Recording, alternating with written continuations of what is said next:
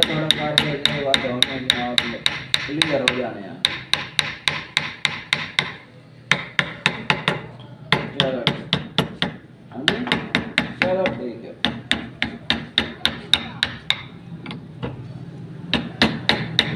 वो बनाने में ਕੀ ਆਖ ਸੋਵਾ ਚੱਲਦਾ ਹੁਣ ਵਾਹ ਨੇ ਕੁਆੜੀਆਂ ਬਣੀਆਂ ਪਈਆਂ ਨੇ ਆ ਕੇ ਵੇਖ ਲਿਆ ਨਹੀਂ ਕੀ ਬਣਦਾ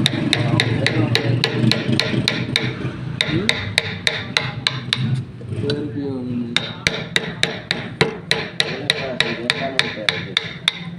ऐसा नगद नहीं अल्लाह बहक शबीर